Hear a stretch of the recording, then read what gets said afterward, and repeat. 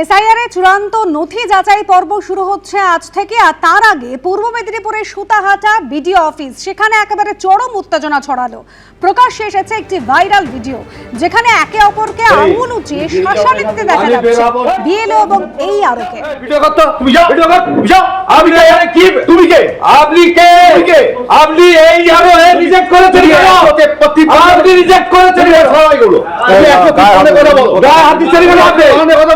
আপনি গায়ে হাত দিতে পারো, ইয়ে করবে না, ভিডিও কর না, তুই ভিডিও করবে না, ভিডিও কর, করুক না, ভিডিও কর, ভিডিও করো, এই আমার ভিডিওটা তুলে দেবো, আমি কাজ চাপড়া বুঝিয়ে দেবো, তোমার কাজ চাপড়া তুলে দেবো। সব রিজেক্ট হলো কেন স্যার? কেন আপনি আর কি মানে জায়গা পাননি না? সাহেবের সঙ্গে তো কি আছে, রিজেক্ট করেছেন কেন? আচ্ছা ঠিক আছে, রিজেক্ট করেছি না, রিজেক্ট করেছেন কেন? রিজেক্ট করেছি, আপনি যাও ভিডিও কর, যাও। আপনি কি, তুমি কে? আমি ভিডিওর কাছে কমপ্লেইন করব। আচ্ছা যাও, চলে যাও, আমার ফাইল তুমি ভিডিওর কাছে কমপ্লেইন করতে যাও। এ দরকার পড়ে আমি যত দূর যাই যাব। কেন আপনি আর কি মানে জায়গা পাননি না? সাহেবের সঙ্গে তো কি আছে, রিজেক্ট করেছেন কেন? আচ্ছা ঠিক আছে, রিজেক্ট করেছি না, রিজেক্ট করেছেন কেন? রিজেক্ট করেছি, আপনি যাও ভিডিও কর, যাও। আপনি কি, তুমি কে? আমি ভিডিওর কাছে কমপ্লেইন করব। আচ্ছা যাও, চলে যাও, আমার ফাইল ভিডিওর কাছে। আমি স্যারকে জাস্ট আমি গিয়ে, স্যার আমার এইগুলো রিজেক্ট হলো কেন? কারণ আমি তো সব ডকুমেন্ট দিয়েছি। এবার স্যার অনেক হচ্ছে কাজের মধ্যে আছে, সেটা হয়তো বলতে পারেন আমি একটু কাজের চাপে আছি, তুমি পরে এসো ভাই, আমি তোমাকে বুঝিয়ে দিচ্ছি। আগে যতবার আমি এই সব সমস্যা নিয়ে গেছি, দূর ছ্যা করে আমাদের তাড়িয়ে, আমি তো একজন শিক্ষক, দূর ছ্যা করে তাড়িয়ে দেওয়াতে আমার মনে হয়েছে ভিডিওটা করা উচিত। মানে প্রতিবারে আমরা যাব, দূর ছ্যা করে তাড়িয়ে দেবে, এটা ঠিক নয়। উনি বলেছেন বেরো এখান থেকে, এখান থেকে বেরো। আমি বলি স্যার কেন? আমি এটা জিজ্ঞেস করাতে আমার কি অন্যায়? বেরো বলছি। কি হুমকি দিলেন উনি? উনি বলছে মেরে ছাল চামড়া গুটিয়ে দেবো, এইসব কথা বলেছেন।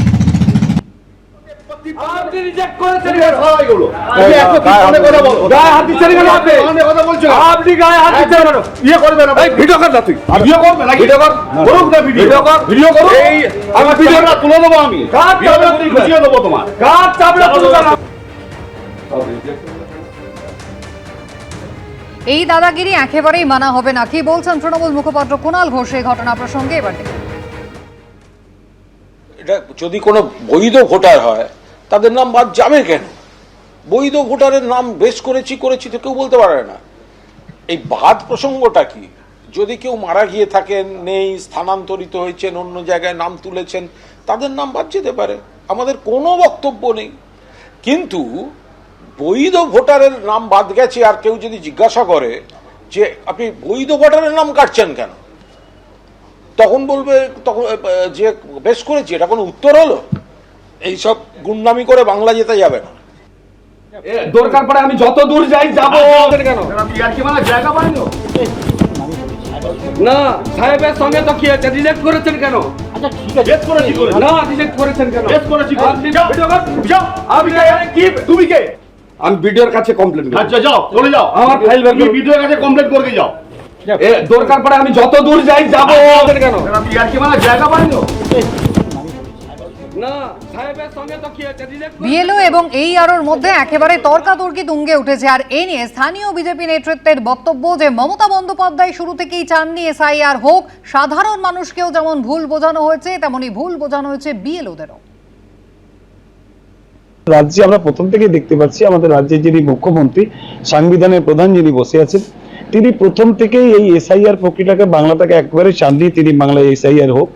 যে কারণে তিনি বিএলওদের শুধু ভুল বোঝাননি, সাধারণ মানুষের মধ্যে এই ভুল ভ্রান্তি তৈরি করছেন, করে এটা বিএলওকে দিয়ে, যেহেতু সরকারি কর্মী যারা এই আরো আছে, সেখানে গিয়ে তাদের কাছে প্রশ্ন উত্তর করছে। এটা তো মানে ব্যতিক্রমী বিষয় কিছু না, এটা রাজ্যে প্রথম থেকেই হয়ে আসছে, আমাদের রাজ্যের মুখ্যমন্ত্রী করাচ্ছে।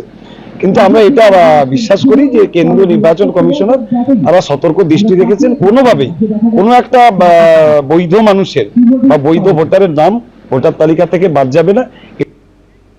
এসআইআর ইস্যুতে তৃণমূলকে নিশানা কেন্দ্রীয় মন্ত্রী অন্নপূর্ণা দেবীর। অনুপ্রবেশকারীদের জন্য আদালতে গিয়েছেন রাজ্যের মুখ্যমন্ত্রী।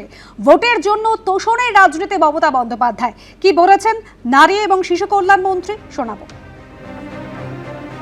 कि अवैध ढंग से जो घुसपैठिए आकर यहाँ पे रहते हैं उनको बंगाल के लोगों की हकमारी मुख्यमंत्री के द्वारा कराया जाता रहा है।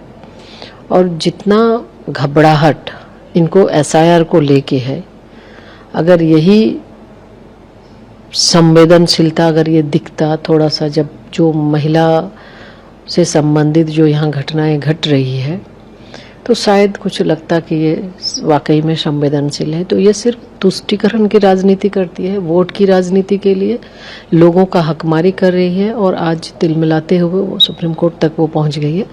लेकिन एसआईआर कोई नया नहीं है, चुनाव आयोग की ओर से ये कई बार हुए हैं। बिहार में कोई भी शिकायतें नहीं आई और बहुत ही शांतिपूर्वक, बहुत अच्छे ढंग से मतदान हुआ। तो चुनाव आयोग सभी प्रक्रियाओं को, नियमों को देखते हुए उस पर काम कर रही है, लेकिन चूंकि इनकी बौखलाहट कुछ और है। एबीपी आनंद एगिए थाके एगिए राखे।